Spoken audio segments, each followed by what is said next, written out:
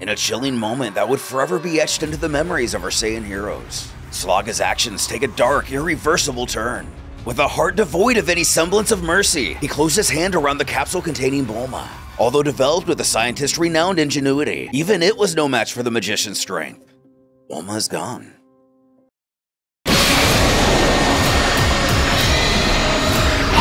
I can't move! What's happening?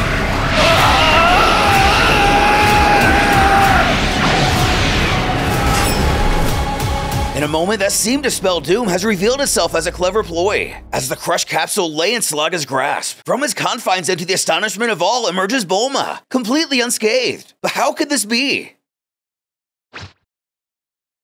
Upon seeing everything that Kappa's gone through to put her in this position, she solemnly thanks him. Not really much else she can do.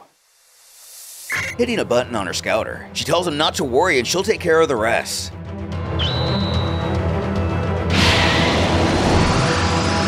Revealing what's labeled the Hoi Poi trap. While we try to figure out what's going on, Slaga throws out his arms to prevent from being dropped to the floor. The very device he intended to destroy has now become his undoing. The wizard finds himself momentarily disoriented, grappling to regain his bearings amidst the chaos he inadvertently released.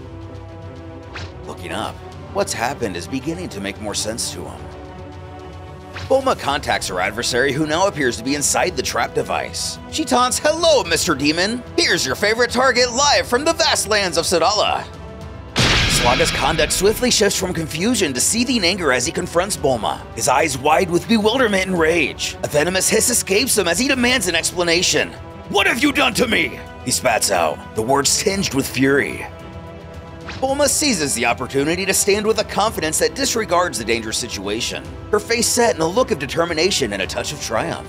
"You thought I was nothing more than helpless prey," she boldly declares as her voice carries across the now silent immediate battlefield, only the cadences of the other two battles echoing in the distance.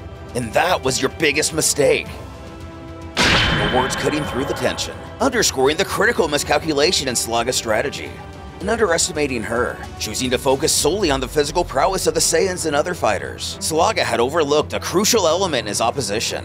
What the warriors possess in might, the scientist possesses in intellect. His confusion and frustration now evident as he struggles to comprehend how he, a powerful and feared wizard, has been outdone by Bulma, an earthling with no magical or superhuman powers to speak of. How could a vulgar earthling trick me like that? This doesn't make any sense! He exclaims.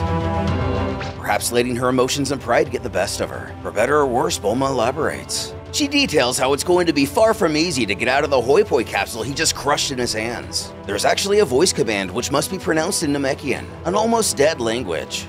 Of course, this idea was birthed through the ship Kame arrived to Earth in, the same Popo would offer to Bulma to venture to Namek many years ago. Lucky for her, back then it was only the name Piccolo which would get her onto the ship, which in Namekian means something like different world. Nevertheless, if someone foolishly tries forcing it open or destroying the capsule from the outside, an emergency command will be activated and the assailant will exchange positions with the capsule host. The capsule metamorphosizes completely into a Hoi Poi trap capsule, meaning that upon Slaga destroying the capsule that contained Bulma, he not only set forth the motions for the capsule to change into the trap capsule, but also for he and Bulma to switch places. Slaga then supposes that her four minions all knew about this. But to his surprise, she actually went far out of her way to make sure they were unaware of her plan. They couldn't have estimated the extent of the wizard's powers when they first met him, so there was a probability that he had the ability to make one of them talk with his magic, like using hypnosis or whatever. She decided to keep the trap a secret and bet everything on him destroying it once he had it. Slaga can help but compliment her on how she was able to stay one step ahead. Well done. It's amazing that someone as pathetic as her could compensate for her weakness by creating technology of this magnitude. She was inspired by a sealing technique from Earth called the Mafuba, as well as the genius tech of the Tuffles. Without their contribution, sealing an abomination like him would have been impossible. But the result is obvious. He's trapped and there's nothing he can do about it. He's imprisoned, miniaturized in this pocket dimension, and she's safe. Ironic that she was able to manage this kind of magic on an actual magician. Checkmate. The situation fully dawning on him. Does this shock signify acknowledged defeat, or something else? Fennel rushes back to the scene wondering how she could have given up at such a crucial time. By giving up on herself, she also gave up on her team, and even her planet. while she beelines to the downed Peppino. Caulifla coughs herself awake. She likely won't be much in a fight, but at least she's conscious. Salaga, in a rare moment of candor, concedes to Bulma's intellect. "You had me fooled," he admits, his voice laced with respect and irritation alike. Despite his vast experience and power, he had fallen for her ruse, a fact that seems to both perplex and intrigue him. His eyes now glinting with renewed determination, his stance firming as he prepares to reassert himself in the battle. "Nevertheless," he continues, "she chose the wrong person to lock up. Does she have any idea who he is? He is Salaga, the magician known as the Master of Dimensions." Facing back to the regular world, he scowls that this is literally his specialty. He can travel through all dimensions. And yes, even her pocket dimension, as she calls it. For someone so brilliant, she has made the most flagrant of mistakes. The feeling on the battlefield quickly returns to its hopeless demeanor, almost as if mirroring the malevolent conviction exuded by the sinister mage. Standing in the middle of the chaos, his arms crossed in a display of rested assurance, looking down upon the fallen Saiyans and the bested Bulma with a gleeful, sinister sneer. "You're definitely not on a lucky streak here," he cackles, his voice dripping with prideful contempt. As Caulifla tries to get up, they're right back where they started only moments ago. The wizard monologues. "Look at you! You're all struggling to stand up!"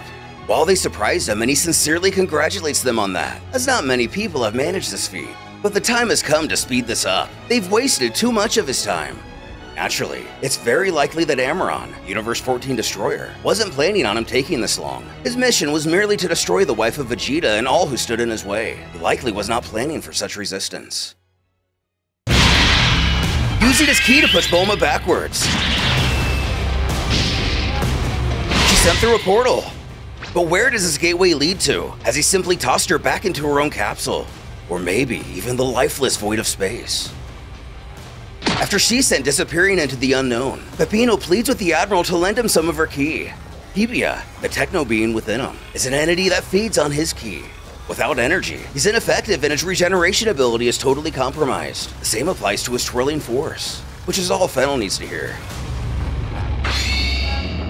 When Caulifla calls out to Salaga is something Twitter would cancel me for. She returns to her devious nature and lets the demon know what she really thinks of him. Fortunately, it works as the perfect distraction as Peppino's able to get a surprise kick on the villain. He looks over to her with urgency in his eyes and begs her not to follow him. But can you really be? Before it closes, he uses all of his strength to also usher the two of them into the portal. Does this only seal the doom for two of our heroes instead of only one? In a parallel dimension, it seems our characters have been taken to another world, one of chaos and extreme conditions. Peppino uses some sort of device to stop Bulma from crashing down to the deadly planet below. He promises she'll be safe in there as he ends this whole charade. The scientist puts her trust in the boy. She assures that she has no doubt in him. His mom, who is alive and well and waiting for him back on Sadala, would be proud. Though Salaga cackles out what a fool the hybrid child is. He just signed his death warrant. Here, alone with him, in a dimension which he can no longer escape. His only way in and out was through that portal. But he doesn't need to worry about him. They're both in a very critical state. So he wants to get this over with here and now. And if that's his wish.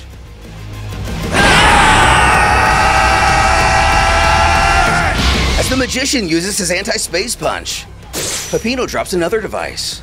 All he has to do is create an object in front of him, so it can take the damage for him. Run!